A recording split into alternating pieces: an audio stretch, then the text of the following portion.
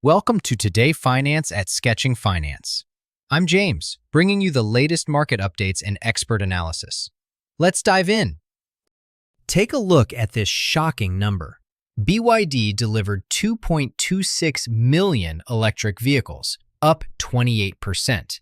Meanwhile, Tesla only reached 1.64 million, down 9%, officially losing the global EV crown for the second year in a row. This isn't just a headline. It's a signal from the market that the EV race has entered a completely new chapter. Many people think this is just about how many cars are sold. But the real impact is on valuation. Tesla isn't priced like a normal car company. It's priced like a tech company. When leadership changes, the first thing that gets adjusted isn't the car price. It's the multiple, PE, or the price tag your portfolio is paying for the stock. The reason this matters is that promotions can hide real demand. When buyers rush to buy cars to catch a tax credit, demand is borrowed from the future. The next quarter can look very weak, not because the product got worse, but because the potential customers already bought their cars early. If you don't understand this mechanism, you risk falling into a multiple reset trap, where the market stops seeing Tesla as a high-growth platform and starts seeing it as a car maker with squeezed profits. In 12 minutes, you'll know exactly what to track and how to act. To turn news into investing skills, we need to understand the machine running in the background. Leadership isn't just about units sold. It's a chain reaction. Incentives affect demand. Demand affects pricing. Pricing affects profit margins, and finally, those margins decide the stock price. The surface story is about who sold more cars, but the core story is who can defend their profit per car. When competition rises and consumers tighten their belts, prices drop first and profits drop next. That's why serious investors look at the economic numbers instead of the headlines. This is a classic cycle.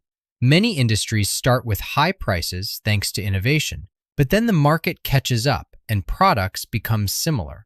The battle shifts from features to price. EVs are entering that stage now, especially in regions where competition is fierce. There is a universal rule. When subsidies fade, the real financial health is revealed. This is the lens we'll use to judge whether Tesla's weakness is just temporary noise or a permanent shift in its ability to keep prices high. Imagine EV demand as a treadmill.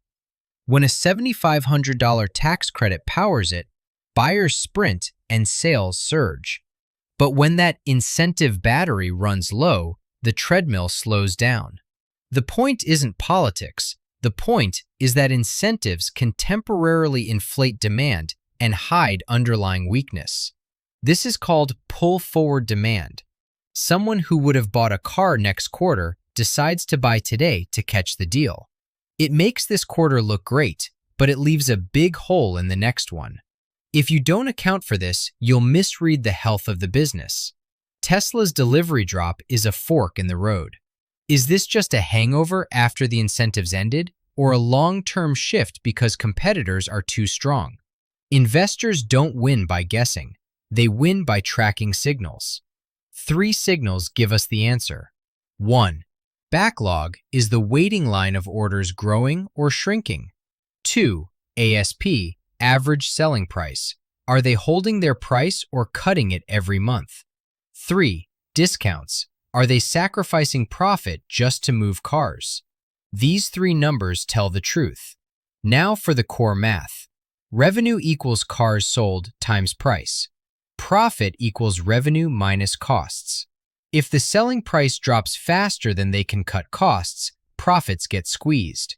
In the EV market, price pressure shows up fast and eats profits long before it damages the brand.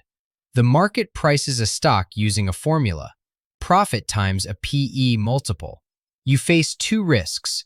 Profit drops because of competition, and the PE multiple shrinks because investors lose faith. That is how a shift in leadership becomes a valuation disaster. Tesla is unique because the market is split into 2 camps. One side sees Tesla as a car maker under pressure. The other side sees it as a platform for robots and AI. This split creates volatility because every data point is interpreted through two very different stories. To justify a high-tech price tag, Tesla needs real proof of profit from AI and robots, not just ambition. Until then, the core measure remains car economics. Sales are important, but profit margins and hard evidence matter more. Most people only see step 1. Tesla sold fewer cars. Investors must see step 3, the multiple reset. A rival's scale forces prices down. Lower prices cut profits, and the market lowers the price tag it's willing to pay for the stock. This is the re-rating risk. Tesla could be downgraded from a tech stock price to a normal car company price. That's why you must separate your admiration for the product from your discipline regarding the stock's valuation. Every story needs evidence to stand. The future story only holds up until the real numbers appear, like actual revenue from self-driving software or energy profits. Without that, the market will keep anchoring the stock price to car margins. If you need just one test, it's this: proof of profit. Look for steady cash flow and solid profit margins. When those show up, the market can finally believe Tesla is more than just a car company. Step 1 is defense. Build a firewall around your capital. Avoid borrowing money to buy stocks, leverage, and don't put all your eggs in one basket. If a single stock drop can ruin your whole year, your position is too big. Managing risk is the price of staying in the game long enough to win. Write down a rule and follow it, like a maximum percentage for any single stock. Discipline always beats emotion, especially with story stocks like Tesla. Step 2 is strategic thinking by region. Competition isn't the same everywhere. In some markets, Chinese rivals set the price very fast.